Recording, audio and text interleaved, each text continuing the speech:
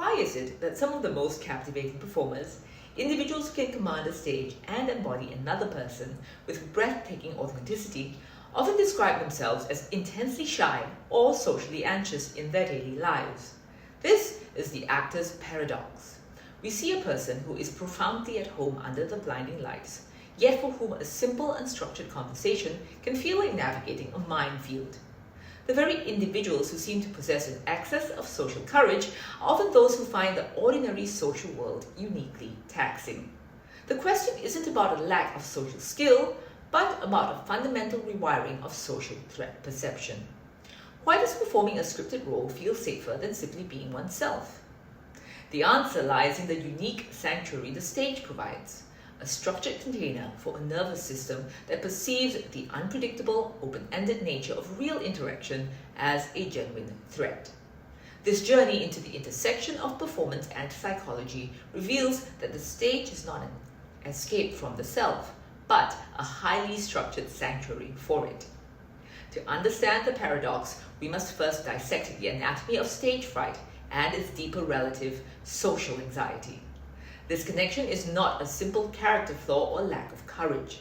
It is a complex interplay of biological predisposition, environmental triggers, and cognitive patterns that create a perfect storm of perceived social threat. Biologically, the root often lies in an amygdala that is hypersensitive to social evaluation. The amygdala, our brain's ancient alarm system, is designed to scan for danger. For someone with social anxiety, the neutral gaze of an audience or stranger can be misread as a predatory stare, triggering a cascade of stress hormones. This is not a conscious choice. It is a primal limbic system override that prepares the body for fight, flight, or freeze. The physiological symptoms are the direct consequences of this internal alarm. Vocal tension from tightened throat muscles, altered breathing patterns as the body prioritizes oxygen for muscles over vocal control, and a racing heart. These are not signs of poor technique, but of the nervous system screaming that it isn't safe. Environmentally, many performers can trace their anxiety back to early experiences where being watched was tied to pressure and perfectionism. A childhood recital where a wrong note was met with sharp criticism, or an educational environment that valued flawless execution over creative exploration, can wire the brain to associate visibility with the potential for shame. This creates a cognitive threat of relentless self-observation. The individual becomes a hyper-aware auditor of their own performance in real time, monitoring every word, every vocal inflection, every micro-expression on the faces of those around them. This internal critic, this constant social evaluation, is exhausting. It pulls cognitive resources away from authentic connection and redirects them towards a desperate, futile attempt to control the uncontrollable, the perceptions of others.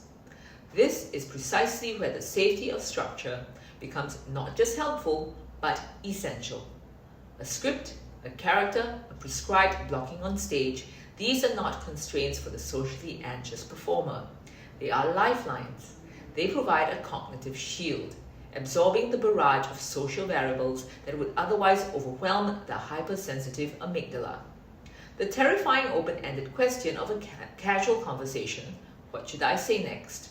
is replaced by the manageable task of executing a rehearsed line. The anxiety doesn't disappear, but it is channeled. The energy of fear is transformed into the focused fuel for performance. When the biological and environmental pressures of social threat become overwhelming, the psyche employs a sophisticated survival strategy, a controlled temporary form of dissociation. In the context of acting, this is not the pathological dissociation of trauma, but a deliberate, skilled separation from the personal self. It is the conscious lowering of one's own psychological drawbridge and raising the flag of a character. This protective mask is the key mechanism that resolves the actor's paradox. The character becomes a container, a vessel strong enough to hold emotions and vulnerabilities that the personal self feels too exposed to express. A performer can access the profound depths of grief, rage, or love on stage, because it is the character's grief, the character's love.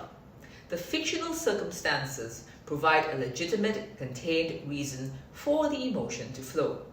This is the paradox of vulnerability. Authentic emotion is accessed through artificial circumstances. The actor is safe precisely because their vulnerability is not entirely their own.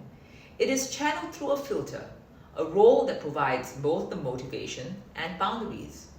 The audience receives the raw truth of the emotion, while the actor is protected by the fundamental knowledge that it is ultimately a performance. The difficulty arises in the transition, the post-performance re-entry into the self. When the curtain falls, the mask can sometimes stick. The actor must consciously reintegrate the aspects of their personality that were temporarily set aside. This can feel like a form of psychic whiplash, moving from the clear, high-stakes world of the play back into the ambiguous, low-stakes terror of a casual social gathering. This explains the profound relief many actors express about their craft, describing time on stage as a form of playtime or a relaxing break.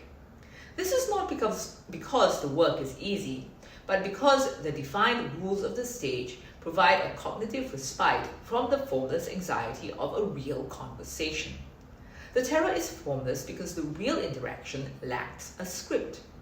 There is no guaranteed payoff, no narrative arc, no director to call cut. Every conversation is an improvisation with real or perceived social consequences. For a mind attuned to spotting potential threat, this is the most dangerous game. The protective mask of a character neutralizes this threat. It turns the chaotic social world into a game with known rules. The stage, therefore, is not a place of hiding, but a training ground for being. It is a controlled environment where the socially anxious individual can practice engagement without the perceived risk of annihilation. They learn through the proxy of the character what it feels like to be seen and to survive.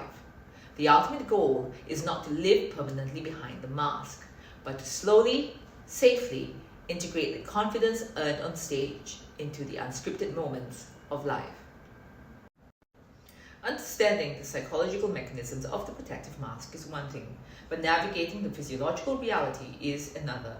The body keeps the score, and for an actor transitioning from the structured safety of the stage back to the vulnerability of the self, the nervous system needs a tangible reset button.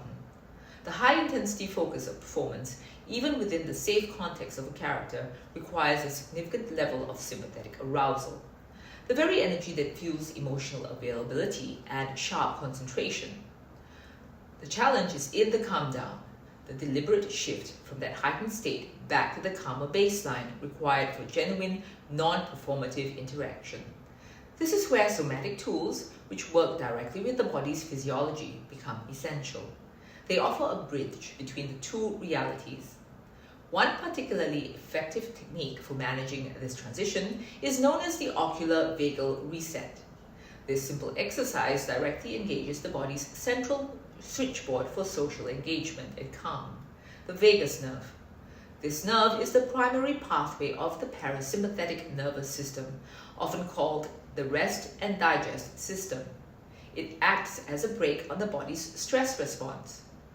When social anxiety flares, this nerve activity decreases, allowing the fight or flight system to dominate.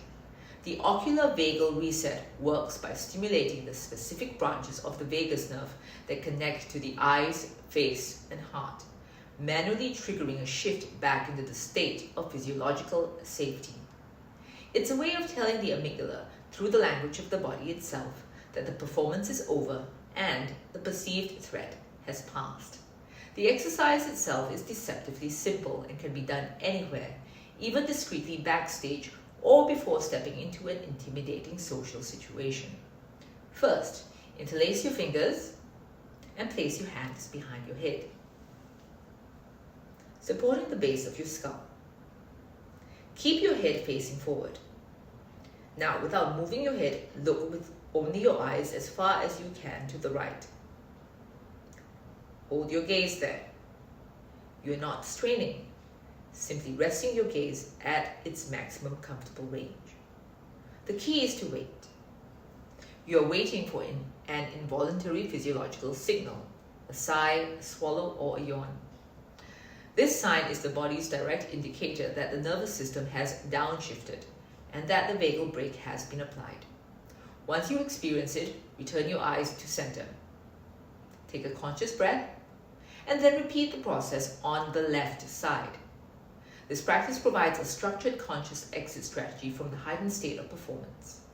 By using it proactively, an individual can calm the amygdala and re-engage the social circuits before stepping into an unscripted moment.